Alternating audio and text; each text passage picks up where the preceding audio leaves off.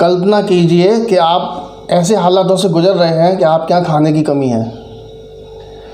ऐसे में अचानक पता पड़ता है कि कहीं पर बहुत बड़े भंडारे का आयोजन किया गया है और उस भंडारे में आपको पौष्टिक और स्वादिष्ट खाना फ्री में दिया जाएगा। जी हाँ, बड़े बड़े कैंपेन इस बारे में चलाए जाते हैं।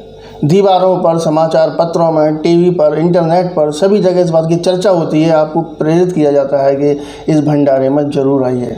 आप परिवार के साथ तैयार होकर भंडारे में खाने के लिए रवाना हो जाते हैं। जब पास जाते हैं तो देखते हैं बहुत बड़ा पंडाल लगा हुआ है, स्वागत द्वार बना हुआ है, कालीन बिछे हुए हैं, टेबलें लगी हुई हैं, पंखे खड़खड़ रहे हैं। व्यवस्था देख के आपका दिल बाग बाग हो जाता है।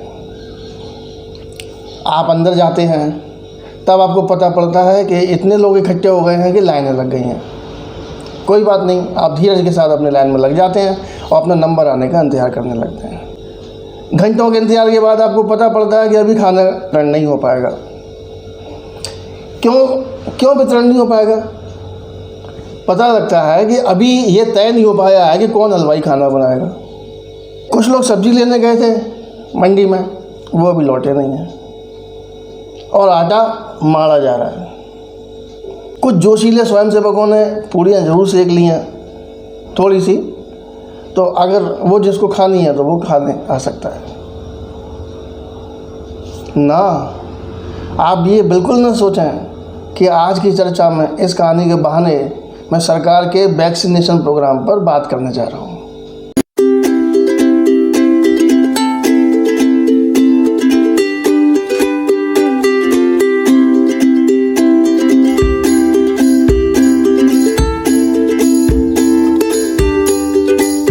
नमस्कार दोस्तों, आज हम सरकार के द्वारा चलाए जा रहे वैक्सीनेशन प्रोग्राम के बारे में कुछ चर्चा करेंगे।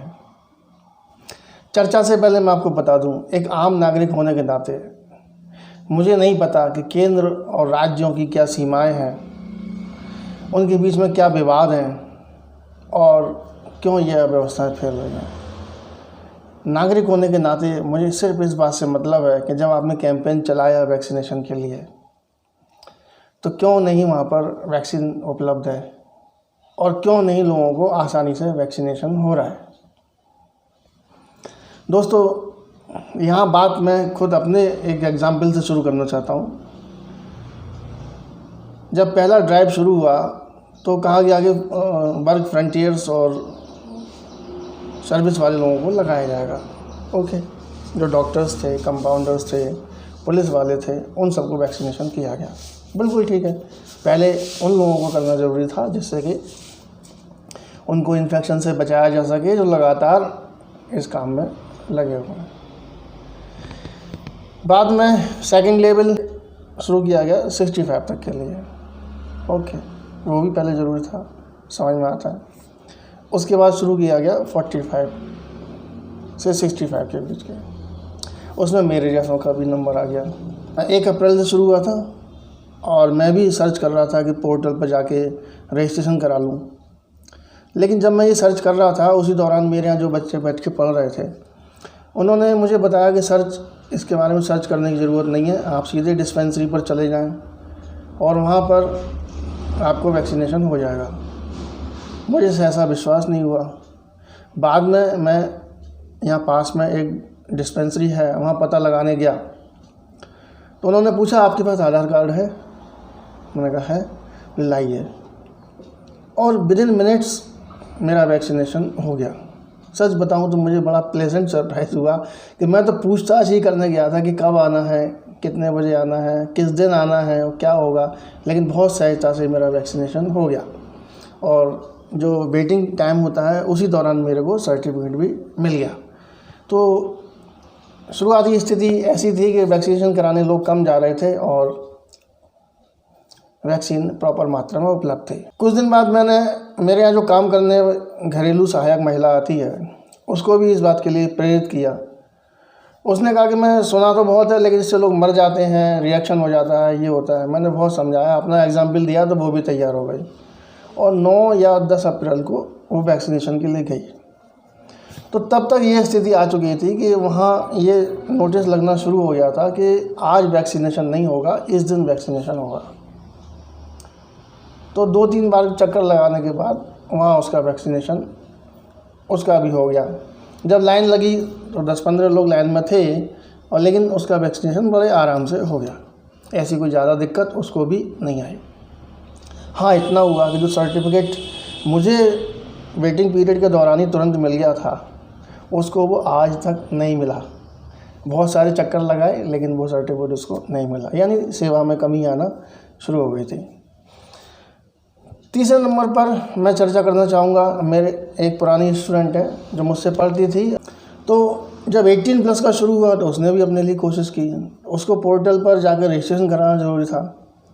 मैं आपको बता दूं, क्योंकि वो आईटी में जॉब कर रही है, तो वो काफ़ी एक्सपर्ट है कंप्यूटर के मामले में, लेकिन उसको भी अपने लिए स्लॉट ढूंढने में बहुत दिक्कत हो रही थी।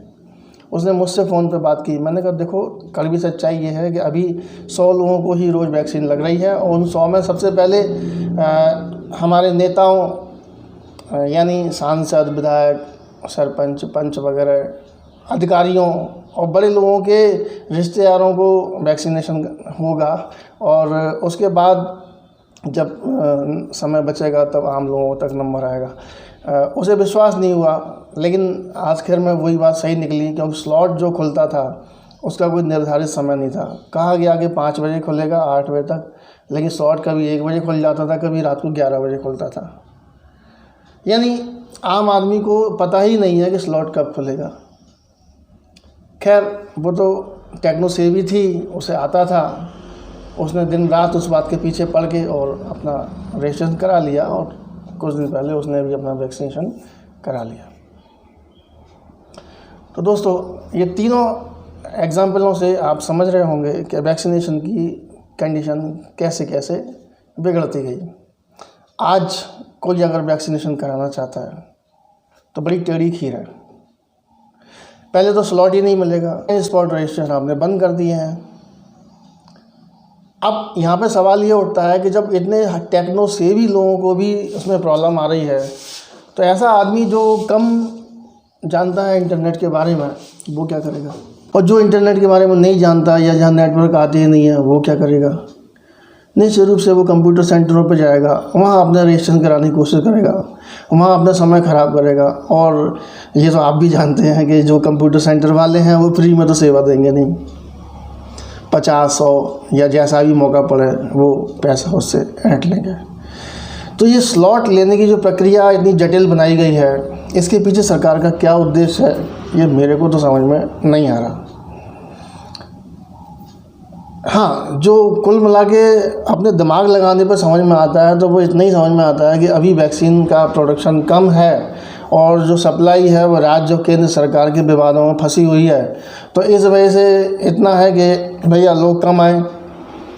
तो अगर लोग कम आने हैं तो प्रभु आप कैंपेन क्यों कर रहे हो, क्यों प्रचार कर रहे हो, क्यों लोगों को प्रेरित कर रहे हो कि भाई आइए आइए आइए। जब आप पे हो जाता है आने को बोलना। अभी कुछ राज्यों ने स्थगित कर दिया 18+ का। क्या करते हैं? वैक्सीन नहीं है, किसी भी कारण से नहीं है। आम जनता को इससे क्या मतलब कि केंद्र सरकार की समस्या है, कि राज्य सरकार की समस्या है, कि स्थानीय पंचायत सरकार की समस्या है। अगर उसके मन में इतने कैंपेन के बाद ये इच्छा जगी कि मुझे वैक्सीनेशन कराना है, तो उसे कराना चाहिए, उसे वहाँ व्यवस्था प्रॉपर होनी चाहिए।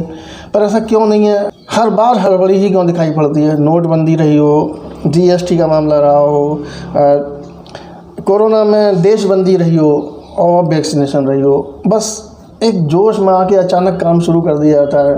तैयारियां उसके बाद की जाती हैं, और 4-4 घंटे बाद नए नए नोटिस, नए नए नियम, हड़बड़ाहट, चीख पुकार, चीख चिल्लाहट, अस्त व्यवस्था, यानी क्या क्या हो जाता है।